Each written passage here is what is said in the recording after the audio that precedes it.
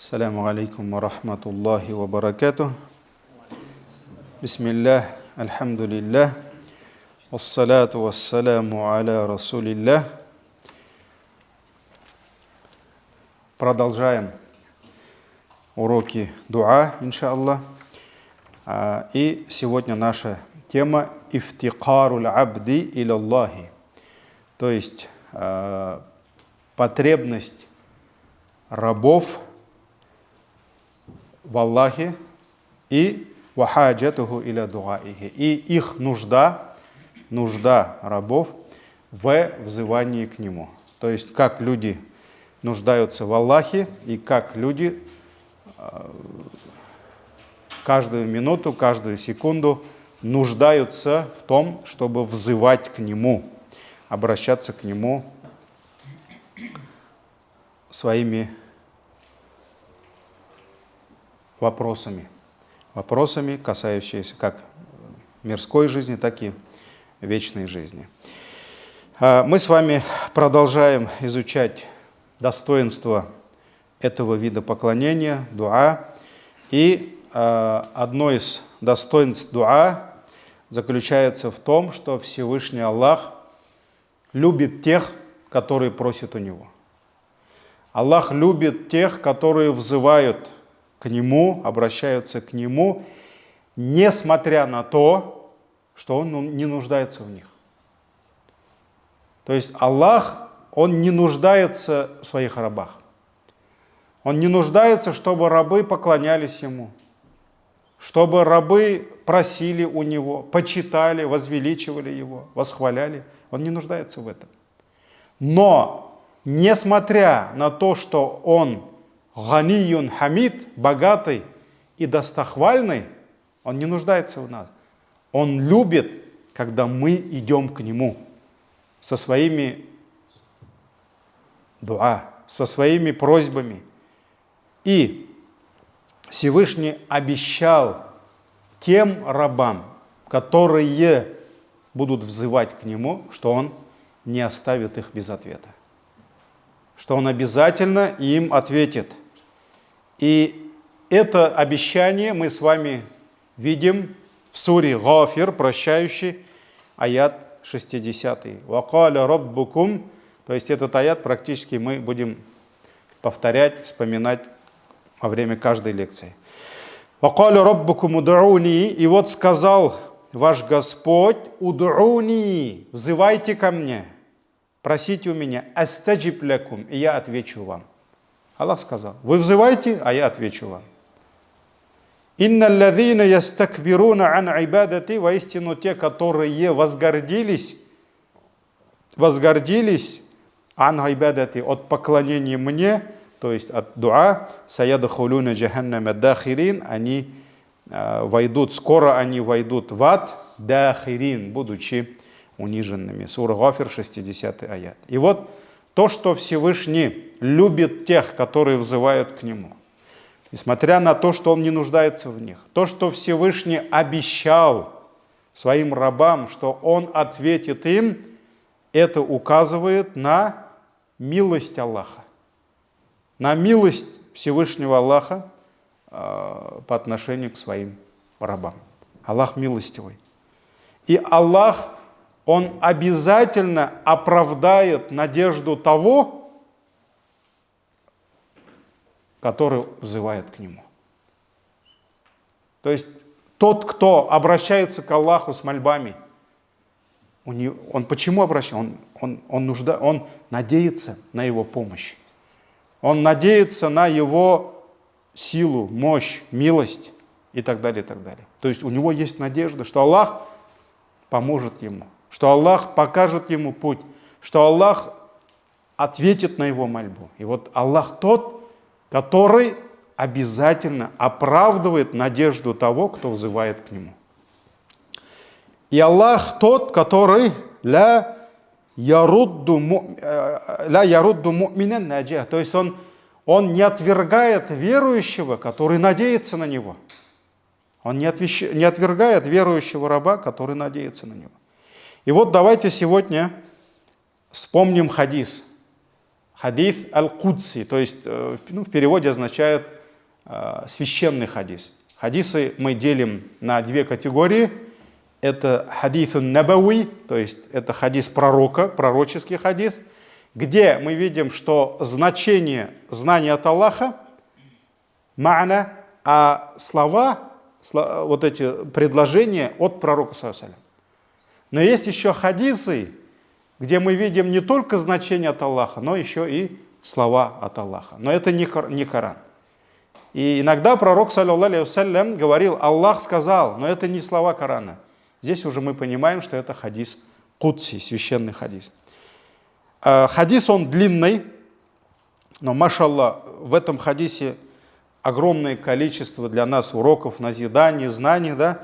И мы, иншаллах, выберем те части хадиса, которые касаются именно нашей темы. То есть это дуа. Потому что в этом хадисе и таухид, единобожие, и милость Аллаха, его справедливость, но нас касается именно сегодня тема лекции — это дуа. И как Аллах отвечает на наши мольбы, и как мы нуждаемся в Его помощи. Всевышний обращается к нам: «Я ибади, о рабы мои». О рабы мои. Аллах лям ялид ва лям юлад. Он не родил и не был рожден. Маттахадаллаху валяда. Аллах не избирал для себя ребенка, сына. Поэтому Аллах один, у него нет детей. Поэтому Он не обращается к нам: о дети мои. Он говорит: о рабы мои.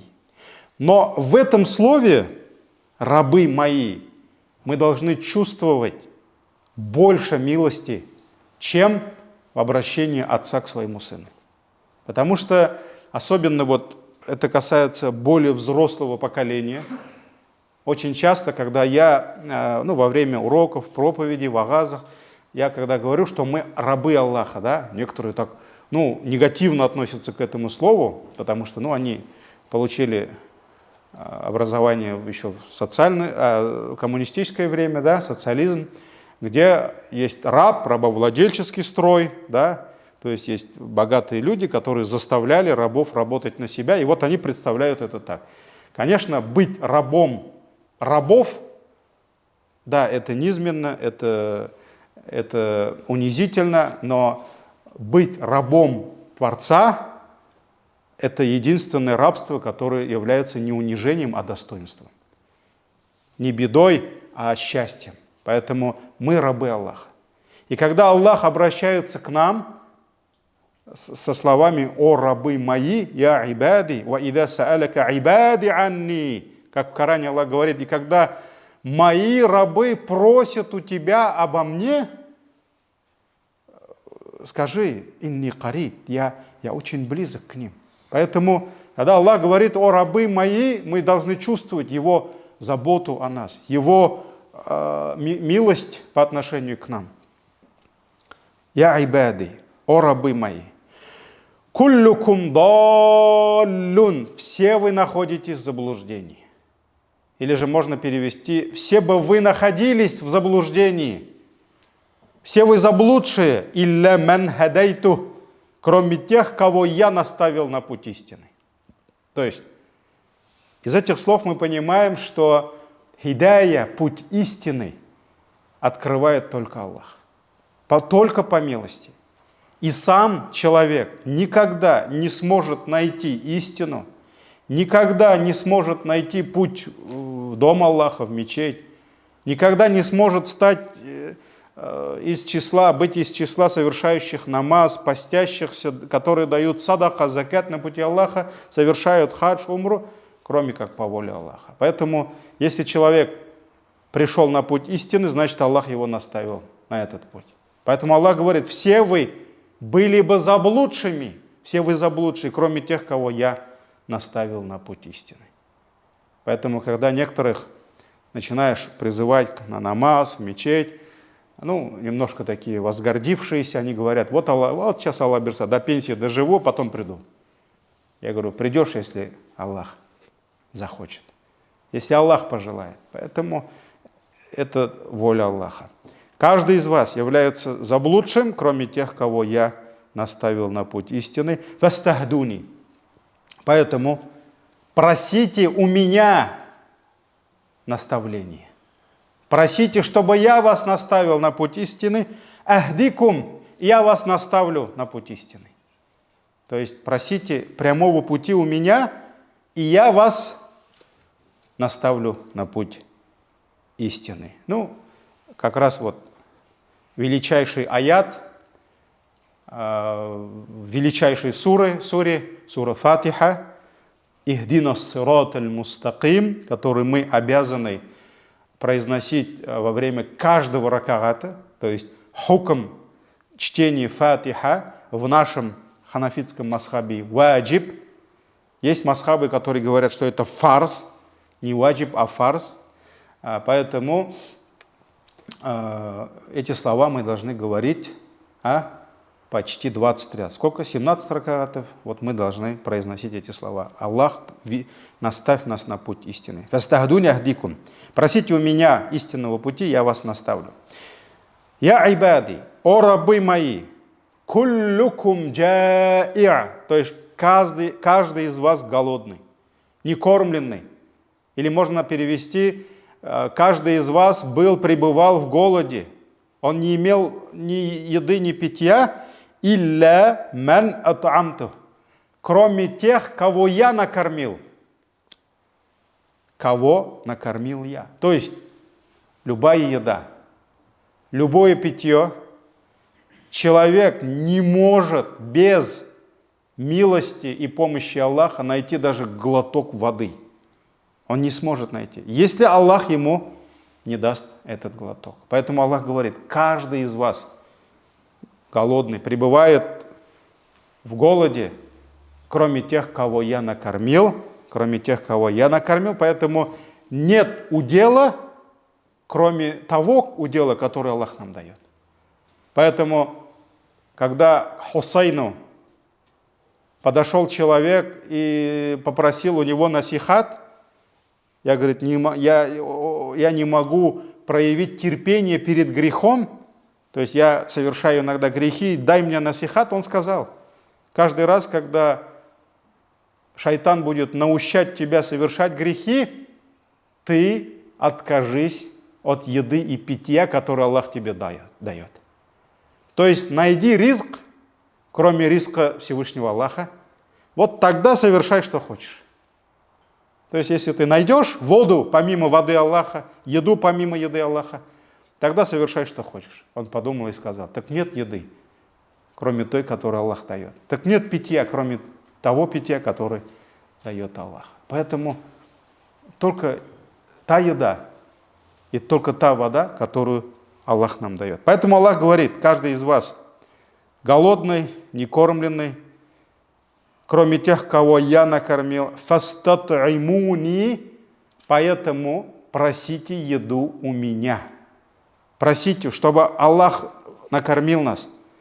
Ат'имкум, и я накормлю вас. Аллах говорит, просите еду у меня, я вам дам еду, накормлю и напою вас. Я ибади, о рабы мои, куллюкум арин, каждый из вас ногой, голый. То есть эти слова означают, мы нагие, босые, у нас ничего нет. У нас ничего нет. Кроме тех, кого я одел. Кроме тех, кому я дал одеяние. То есть у нас ничего нет. Мы знаем, что так же, как в жизни мы нуждаемся в еде и в питье, мы нуждаемся в имуществе. Нам нужна просто даже элементарная одежда, чтобы закрыть наши срамные места, закрыть нашу наготу, закрыться от холода, от зноя. Нужна обувь, чтобы выйти на улицу. Да? Аллах говорит, ни у кого из вас ничего нет, кроме того, что я вам даю. Поэтому Аллах говорит, фастаксуни, просите одежду у меня. Аксикум. И я вам дам одежду. Я одену вас. И Аллах продолжает. Я айбади, о рабы мои, воистину вы ошибаетесь, совершаете грехи билляйли ван нахар, то есть и днем, и ночью. Денно и ночно вы ошибаетесь, вы совершаете грехи. Это Аллах показывает природу людей, природа рабов. Они всегда ошибаются, они всегда совершают какие-то грехи, прегрешения. У нас очень много недостатков, и Аллах это знает. И поэтому Аллах говорит, вы совершаете грехи денно и ночно, а я, вы совершаете грехи, а я прощаю все грехи. Я прощаю все грехи. Аллах прощающий. Фастагфируни. Поэтому, зная, что вы денно и ночно совершаете грехи, а я прощаю все грехи, фастагфируни. Просите у меня прощения. Просите у меня прощения, фаагфир лякум. Агфир лякум. Я прощу вас. Я прощу вам ваши грехи. Дальше идет немножко хадис, касается других тем, да, тоже важных, поэтому найдите этот хадис. Google вам поможет. Вот. И дальше снова наша тема. Я ибади, о рабы мои. О рабы мои. Лау анна ауалякум ва ахиракум. Если ваши первые поколения и последние, то есть если первые люди, которые жили после Адама, да, первые поколения этой земли, человечества, и последние, то есть это те, которые еще будут жить перед судным днем, мы тоже уж ахирукум, да, мы уже тоже последнее поколение считаемся. Ва инсакум ва джиннакум, если ваши люди и джинны.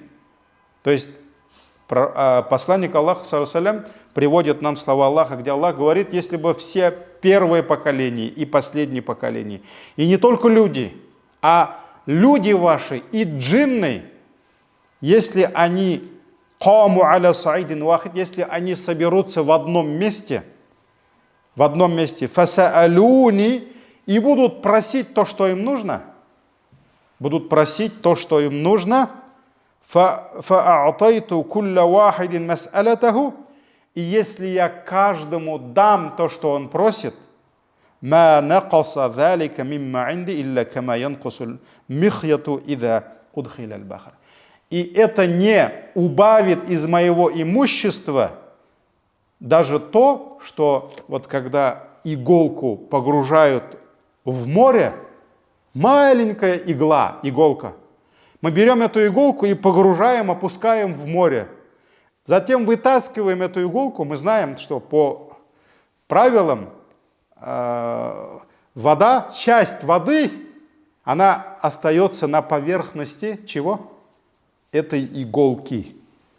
Вот то, что та вода, которая вышла вместе с иголкой, то же самое, то, что вода это никак не может повлиять на огромное море, убавить воду моря, также то, что Аллах всем даст, вот всем все даст, это не убавит от имущества Аллаха.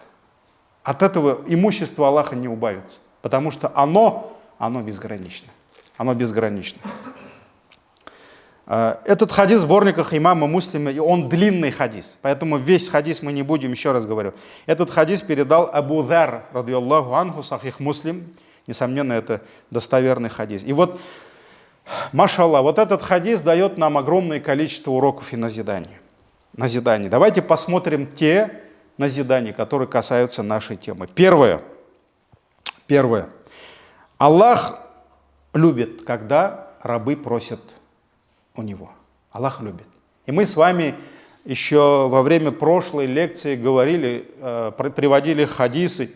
«Ман лям яс'алиллаха гадиба алейхи». Кто не просит у Аллаха, Аллах гневается на него, потому что он думает, что он не нуждается в помощи Аллаха, да?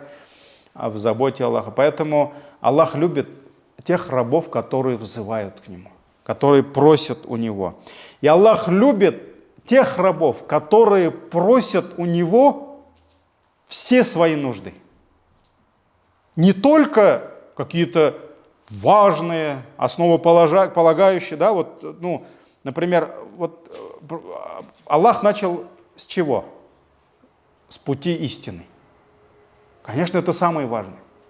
Хидая, наставление Всевышнего Аллаха, Мы нуждаемся в этом больше, чем в чем-либо ином. То есть без воздуха мы жить не можем. Но путь истины, наставления Аллаха, оно более важно для нас, чем даже глоток воды, чем глоток воздуха. Поэтому, начиная от хидая, наставления, от пути истины, потому что мы с вами еще во время прошлой лекции говорили, что любое благое дело, любое благое качество, которое есть у нас, это наш иман, это наше единобожие, это любовь к Аллаху, это порицание несправедливости, порицание куфра, это совершение благих дел, пусть это пятикратный намаз, пост, зикр, восхваление Всевышнего Аллаха, тауба, истигфар. Любое благо – это тауфик от Аллаха. То есть это знак того, что Аллах открыл тебе это, помог, содействовал, и поэтому ты совершил это. Поэтому за любое благо мы должны благодарить Аллаха. За то, что мы намаз читаем, за то, что мы восхваляем Всевышнего Аллаха, за то, что мы тауба делаем, истигфар делаем, мы должны восхвалять Аллаха. И любое прегрешение, любой наш недостаток – это знак того, что худлян, то есть Аллах оставил нас. На мгновение, на минуту, на секунду, на час Аллах оставил своего раба. Без помощи, без тауфика, и он сразу покатился вниз. Это как самолет. Двигатель отключился, все, он идет вниз уже. Все. Вот Аллах нас ведет по пути истины, мы идем. Идем, потому что тауфик Аллаха. Как только Аллах лишает нас тауфика, мы идем сразу вниз. Поэтому мы с вами вспоминали еще хадис пророка саллаллаху алейхи ва саллям. О Аллах, не оставляй нас, не предоставляй нас на наши нафсы даже на мгновение ока. Турфату айн, вот на то мгновение, когда вот мы просто моргаем глазом, да? Потому что даже вот на это мгновение, если Аллах нас лишит тауфика, мы сразу покатимся вниз.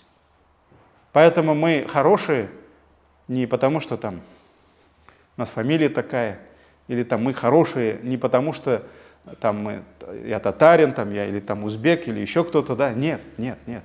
Потому что Аллах дал тебе тауфик. Потому что Аллах открыл твое сердце. И каждый раз, если Аллах оставит нас, как только на мгновение ока оставит нас, мы покатимся вниз.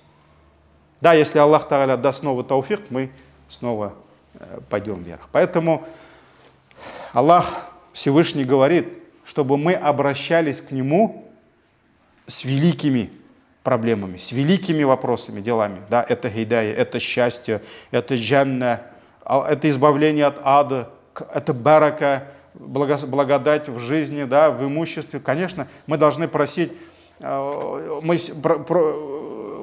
брат просит у Аллаха праведной жены, сестра просит праведного мужа, мы просим у Аллаха детей, чтобы Аллах одарил нас детьми и так далее, и так далее. Но потом мы переходим к чему?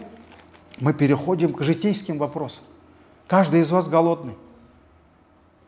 Поэтому Аллах говорит, просите у меня, чтобы я вас накормил. Каждый день мы нуждаемся в еде.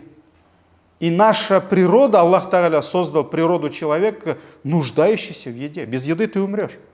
Поэтому Аллах говорит, ты имеешь только ту еду, которую я тебе дал. И только ту воду, которую я тебе дал. Поэтому просите у меня воду. Не только у Аллаха надо просить рай, избавление от ада, иман, таухид. Нет. Попроси у Аллаха, чтобы Аллах накормил тебя. Дал тебе еду, тебе, твоей жене, твоим детям. Проси у Аллаха ризк, потому что так же, как рай, никто не получит, как только по воле и милости Аллаха, так же, как кусок хлеба, глоток воды мы не получим, кроме как по воле и милости Всевышнего Аллаха.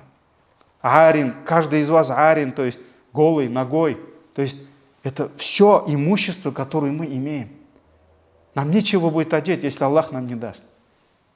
Поэтому, если у тебя в кармане 100 рублей, это то, что Аллах тебе дал. Если у тебя во дворе ждет тебя твой конь железный, это только потому, что Аллах тебе это дал. Если тебе есть куда вернуться, это только потому, что Аллах тебе дал. Поэтому любое имущество – это то, что Аллах нам дал. И у кого еще просить это имущество? Поэтому мусульманин должен просить у Аллаха, начиная там с великих вещей, казалось бы, да, рай, да, это таухид, это очень важно все. Но мы должны и маленькие вопросы даже, какие-то, может быть, незначительные, мы все должны просить только у Аллаха. Только у Аллаха. Вот этот хадис как раз учит нас этому. Это первый урок, который мы извлекаем из этого хадиса. Второй урок. Всевышний сказал, если бы первые из вас и последние, и люди из вас, и джинны, если бы они собрались в одном месте и начали бы просить все, что им нужно. Вот давайте представим, хотя это невозможно представить. Сегодня, более 7 миллиардов людей живут на этой земле. Мы, наверное, даже не сможем представить, как собрать вот эти 7 миллиардов людей, чтобы они подняли 14-15 миллиардов своих рук, да, и начали перечислять все свои проблемы. Огромное количество у нас проблем. Нужды, потребности, да, и здоровье надо, и с долгами надо рассчитаться. У кого-то ребенка нет, у кого-то болезни, недуги, у кого-то еще какие-то проблемы, да, долги. И вот не 7 миллиардов людей, а первое поколение и последнее. То есть, начиная от Адама, алейхиссалям, заканчивая последним человеком, который покинет эту землю перед судным днем, да, вот все эти поколения. И не только это, и это еще не все. Кроме людей еще кто? Все джинны. Если все люди, начиная от Адама до последнего, если все джинны, начиная с первого до последнего, соберутся в одном месте, то есть их количество невозможно представить, только Аллах знает. И если все они начнут просить у Аллаха, если Аллах каждому даст то, что он просит, иголка, которую мы вытаскиваем с моря, вот сколько воды она заберет с собой? Да нисколько. Вот это не убавит от имущества Аллаха даже вот в эту меру. Поэтому богатство, имущество Аллаха, оно безгранично. Сокровищницы Аллаха там, дорогие братья, кризиса быть не может. Дефицита там быть не может. Потому что имущество Аллаха совершенно. И то, что Аллах будет кому-то давать, это не убавит богатство Аллаха. Это не убавит богатство Аллаха. И поэтому, когда мы просим у Аллаха, мы должны просить у Него, не опасаясь того, что это может убавить богатство от Аллаха. Даже когда мы подходим к кому-то, там сын подходит к отцу, просит у него деньги на что-то, да, он же понимает, что у отца денег, у него ограниченное количество денег. Поэтому он понимает, что если он будет просить, еще дочка будет просить, еще мать будет просить, еще что-то, то у отца может и не хватить. Но это имущество, то имущество, которое Аллах дает своим рабам. Но когда мы просим у Аллаха, мы должны понимать, что Его имущество безгранично. Его имущество не может стать меньше. Его имущество никак не убавляется. И вот это тот урок, это второй урок, который дает нам этот хадис. Поэтому другой хадис, тут уместно вспомнить, Сахих Муслим, от Абу Хурейры, достоверный хадис, который передал нам Абу Хурейра, ради Аллаху анху, что пророк, саллаллаху алейхи вассалям, сказал: «Ида да'a ахадукум, фаля якуль Аллахумма гфирли ин ши'та». Когда кто-либо из вас делает дуа, взывает к Аллаху, пусть не говорит, «О Аллах, прости меня, если пожелаешь». То есть Почему нельзя просить у Аллаха таким образом? О Аллах, прости меня, ну, если пожелаешь. Инши'та, да? То есть, значит, если ты не пожелаешь, тогда не прощай. Нет, так нельзя просить. И так, значит, у тебя проблема с единобожием, у тебя проблема с верой. То есть, получается, и ты можешь и не прощать. Я и так проживу. Ты не сможешь прожить. Ты нуждаешься в его прощении. И ты не сможешь прожить, ты не сможешь найти счастье, как в этой жизни, так и вечно, если он тебя не простит. Поэтому ты должен просить так, чтобы он простил тебя. Поэтому пророк ﷺ запрещал, говорит: о Аллах, прости меня, если захочешь. Или там, дай мне, если захочешь. А если не захочешь, тогда другой даст? Нет, никто тебе не даст. Кого Аллах лишит, тому никто не даст. Валякин, пророк ﷺ сказал, поэтому возвеличивайте, покажите свою решительность, что все, у меня нет другого выхода, у меня нет заднего хода. О Аллах, только ты, все. Если ты не простишь, тогда никто меня не простит. Если ты мне не дашь, тогда никто мне не даст. То есть, как один сподвижник спрашивал: о Аллах, я прошу у тебя, потому что ты Аллах. Потому что я засвидетельствовал, что ты Аллах. Все, больше никого нет. У меня никого нет, кроме тебя. Ты мой Господь, ты мой Создатель. Поэтому пусть проявит решительность и пусть возвеличит, пусть возвеличит свое стремление. Фаинна Аллаха ля ята'азамаху шей, потому что перед Аллахом ничто больше быть не может. То есть Аллах, ничто не может быть больше могущества Аллаха, или ничто не может быть больше имущества Аллаха. Поэтому, что касается Аллаха, больше быть не может. Поэтому мы должны больше просить. И мы должны просить у того, у кого имущество никогда не иссякнет. Никогда не иссякнет.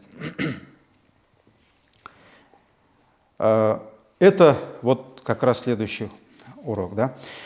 И здесь можно привести еще аят, суратун Нахль, 96-й аят, где Всевышний говорит: «Ма айндакум янфат», то есть то, что у вас, янфат, то есть иссякнет. Вот что бы у вас не было, когда-нибудь этого не станет. Что у вас есть? Молодость. Да, она уйдет, молодость. Что у вас есть? Здоровье. Оно уйдет, здоровье. Что у вас есть? Машаллах, сколько-то денег на счету и в кармане еще, да? Оно уйдет. Что у вас есть? Жизнь, оно уйдет. Что у вас есть? Жена, дети, их не станет. Как один пришел, один уйдешь. Так ведь? И жена не ляжет вместе с тобой. Ой, убейте меня, похороните там. Поплачет, потом замуж, иншаллах, выйдет. Так ведь? И дети поплачут, потом успокоятся. Поэтому Аллах говорит: все, что у вас есть, янфат, все иссякнет, все уйдет, авторитет уйдет, сила уйдет, молодость уйдет, знания уйдут, все уйдет, красота уйдет она. Твоя красота будет лакомством для червей, да. Поэтому ма айндакум янфат. Аллах говорит: все, что у вас, иссякнет. Ва ма айндаллахи баак. А то, что у Аллаха, баак, останется вечно. Поэтому вот у нас у татар говорят: дунья фани, дунья фани. Фани, то есть оно уйдет, оно уходящее. А про вечную жизнь мы говорим баки, бакилыкка кетті, вечная жизнь. То есть бакия ябка, остается то, что остается. Поэтому то, что у вас иссякнет, а то, что у Аллаха вечно. То, что у Аллаха вечно. Поэтому, когда мы просим у Аллаха, мы должны понимать, что у Аллаха все вечно. И когда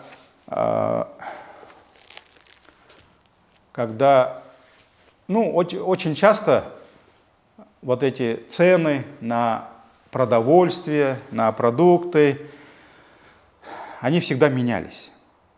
И каждый раз, когда цены повышались, люди начали паниковать, как и сейчас, да. И вот каждый раз ученые, они давали объяснение, что вот чем больше грехов, тем бараката нет, тем цены выше. Иногда говорили: вот что делать, цены повышают, а вы, говорят, делайте тауба, и они тогда пойдут вниз. И вот когда одному из праведных предшественников сказали, что вот цены повышаются, что зерно, хлеб дорогой, и он сказал: «Валлахи, говорит, клянусь Аллахом, если одно зернышко будет стоить динар или там дирхам, да, я не буду за это переживать. Потому что то, что Аллах мне предопределил, сколько зерен, да, съесть за свою жизнь, я все равно не уйду, пока не съем все». Поэтому вот как бы экономика стран не менялась, да, риск Аллаха, он не убавляется. Он безграничен.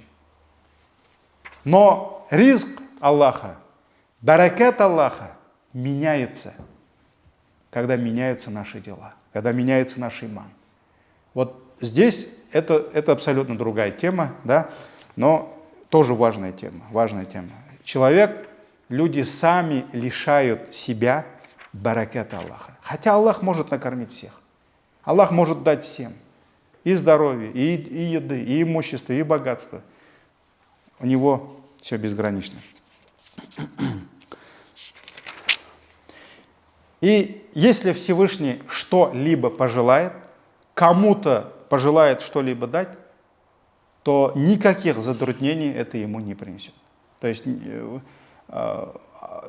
правило таково: если Аллах что-то пожелает, Он говорит этому «будь», и оно бывает. Поэтому Всевышний говорит, например, сура Ясин, 82 аят: «Иннама амруху ида арода шей'ан ай якуля лаху кун фаякун». То есть, воистину, его приказ, его веление, если он пожелает что-либо, он скажет ему «будь», фаякун, и оно бывает. Все, он скажет «будь», и все, оно появляется. Сура Ясин, 82 аят. Также суратун Нахль, пчела, 40 аят. Всевышний говорит: «Иннама каулуна ли шейин». Воистину, если мы чего-то пожелаем, «Ида ародна ан накуля лаху кун фаякун». То есть, если наше слово, если мы чего-то пожелаем, мы ему говорим «будь», фаякун, и оно появляется. Оно появляется. Поэтому накормить кого-то, напоить кого-то, одеть кого-то, одарить кого-то, для Аллаха это не составляет никаких проблем. Поэтому то, что у Аллаха вечно, а то, что у нас иссякнет. Также из этого хадиса мы понимаем то, что люди каждую минуту, каждую секунду они нуждаются в Аллахе. И нуждаются в Аллахе не только с какими-то глобальными большими вопросами, да, проблемами, а даже самыми мелкими проблемами. Все в руках Аллаха. И поэтому все мы должны просить у Аллаха. Мы всегда нуждаемся в нем. И нет даже секунды в нашей жизни, даже мгновения ока, чтобы мы не нуждались в его заботе, в его помощи, в его риске.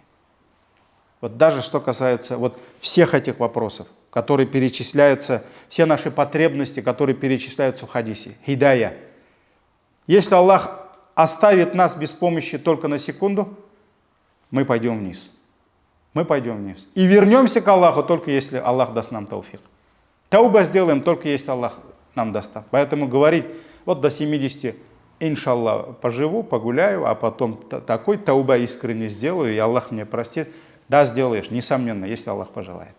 Если Аллах тебе даст тауфик, если Аллах даст тебе помощь, то только тогда вернешься. Поэтому, начиная от пути истины, завершая вот еда, питье, одежда, имущество, все твои возможности, каждую секунду ты нуждаешься в помощи, заботе Всевышнего, милости Всевышнего Аллаха. И Аллах хуа ганиюль хамид. Ганиюн хамид. Аллах богатый и достохвальный. И вот здесь слово богатый, ганиюн, одно из имен Аллаха, аль-гани, то есть богатый. Богатый. Вот здесь даже можно сказать, что то слово, которое мы употребляем в русском языке, богатый, да, богатый, оно не передает весь смысл этого слова, гани. То есть ганиюн, например, богатство, имущество. В арабском языке это маль, имущество, да? А здесь идет абсолютно другое слово.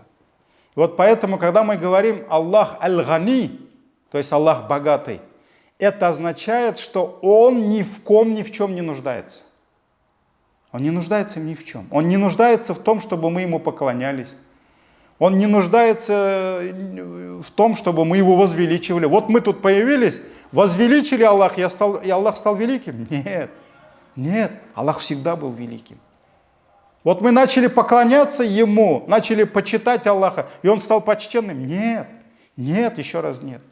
Аллах аль-гани, Он ни в ком не нуждается. А мы кто? А мы фукара. Мы все факиры перед Ним. Мы все нуждаемся в Нем.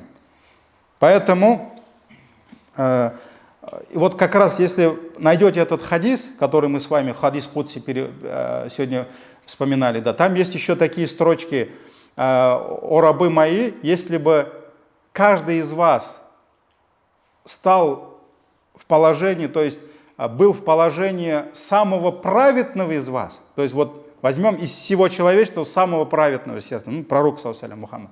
Если бы все стали как пророк Мухаммад, саллаллаху алейхи, праведными такими, да, от этого Аллах выше станет, нет? Нет, Аллах и так выше.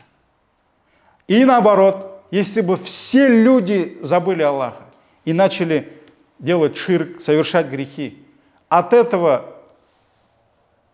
Аллах станет слабее, ниже, а? Или богатство от этого Аллаха станет меньше? Нет, конечно, нет. Поэтому Аллах аль-гани, Аллах богатый, достохвальный. Но мы все нуждаемся в Нем. Поэтому Всевышний говорит, сура Фатир: «Я юханнас, о люди, антумуль фукарау илаллах». Вы все нуждаетесь, являетесь факирами илаллах. Вы все нуждаетесь в Аллахе. Аллаху хуаль ганиюль хамид. А Аллах аль-гани, Он ни в ком не нуждается. Он богатый. Аль-хамид достохвальный. Достохвальный. И Он достохвальный не потому, что вот мы стали Его хвалить, и Он стал таким. Нет. Его достохвальность, аль-хамид, Абдуль-Хамид говорят, да, раб достохвального. То есть Он всегда был достохвальным. И это ни в коем случае не связано с тем, что мы начали Его хвалить. Нет, нет. Валлаху хуаль ганиюль хамид. И яша юдхибакум. Если Аллах пожелает, то Он юдхибакум, выведет вас из этой земли. То есть Он погубит вас, ваяти би халкин джадид, и Он создаст, приведет другие создания. Если захочет, Он просто нас не станет, и сюда придут другие создания. وَمَا ذَلِكَ عَلَى اللَّهِ بِعَزِيزٍ. И это для Аллаха нетрудно. Это для Аллаха нетрудно. Сура Фатир, 15, 16, 17 аяты. Также уместно будет вспомнить суратуль Исра, сура Аль-Исра, ночное переселение, 15 аят. «Ман ихтада, фаиннама яхтади линафси». Кто идет по пути истины, то он идет по пути истины линафсихи, для себя. То есть, если человек совершает намаз, если даже он совершает это ради Аллаха, но он делает это для себя. Аллах не нуждается в его намазе, и он делает это для себя. «Ваман долля», а кто заблудится, «фаиннама ядиллу алейха». А кто заблудится, так он заблудится только на свою голову. То есть, от этого сила и мощь Аллаха не убавится, если ты заблудишься. То есть, он заблудится только на свою голову. Это сура Аль-Исра, 15 аят. Также можно привести сура Ибрахим. Много аятов таких, но мы несколько только приведем. Вспомним. Сура Ибрахим, 7-8 аяты. «Ваид та'адзана раббукум ла ин шакартум ла азиданнакум». И вот сказал ваш Господь, если вы будете благодарными, то есть вот благодарность, это твое благо. Ты начал благодарить Аллаха. Ла азиданнакум. Аллах говорит, если вы будете благодарными, я вам дам больше. То есть Аллах посредством наших благодарностей, Он дает нам больше. Он дает нам баракат, в том, что Он нам дает. «Валя ин кафартум», но если вы проявите неверие, но здесь речь идет неблагодарность, куфр, да, кафартум, инна азаби ла шадид. то знайте, мое наказание очень суровое. Очень суровое. Поэтому, если вы сделаете шукр, это для вас. А если проявите неблагодарность, это против вас. Это против вас. Вакаля Муса. Продолжение аята. Следующий аят. И сказал Муса: «Ин такфуру антум ва ман фил арды джами'ан, фа инна Аллаха ла ганиюн хамид». Если вы проявите неверие по отношению к Аллаху, куфр, и все проявят, и все те, которые живут на этой земле, все проявят неверие, фа инна Аллаха ла ганиюн хамид. Знаете, Аллах богатый и достохвальный. То есть от этого Аллаху плохо не станет. Поэтому сура Ибрахим, 7, 8 аят. И таких аятов, дорогие братья, очень много. И поэтому мы должны знать, что Аллах, Он не нуждается в нас. Аллах не нуждается в наших молитвах, наших дуа. Но милость Аллаха по отношению к нам безгранична. Поэтому Аллах очень любит, когда рабы просят у Него. Когда рабы взывают к Нему. И здесь можно завершить сегодняшнюю лекцию, вспомнив хадис пророка, саллаллаху алейхи ва саллям. Когда посланник Аллаха, объясняя нам вот эту милость Аллаха, да, вот он приводит притчу про путника, который остался в пустыне, и у него убежало животное, да, верблюдица или кто. Все, со всей провизией, вся еда, все питье. Все, он привязал, или там не привязал, все, животное убежало. Он попробовал, не получилось, все. До вечера он его искал, кричал, звал, да, все не нашел. То есть он понял, что он, несомненно, погибнет. Все, еды нет, питья нет. Устал, подошел к дереву и заснул. Все, никаких шансов. Просыпается, его верблюд вернулся, и поводка зацепилась за ветку дерева. И все. То есть жизнь вернулась. Все. И вот здесь он так обрадовался, то есть невозможно представить, то есть как он радовался. Потому что он понял, что он погиб. Все, воды нет, еды нет, добраться, транспорта нет. Все, он погиб. Это верная смерть в пустыне, да?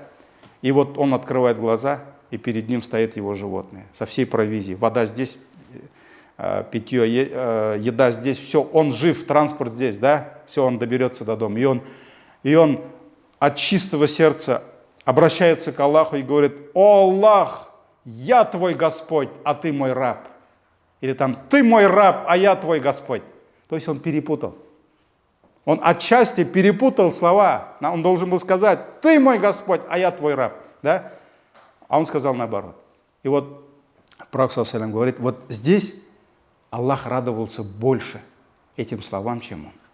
И вот Аллах, когда человек поддается наущению, совершает грех, то есть отдаляется от милости Аллаха, и когда человек, понимая свою греховность, свою слабость, он возвращается к Аллаху с тауба, истигфаром, да, Аллах радуется больше, чем вот этот путник, который увидел свое животное. Вот Аллах радуется.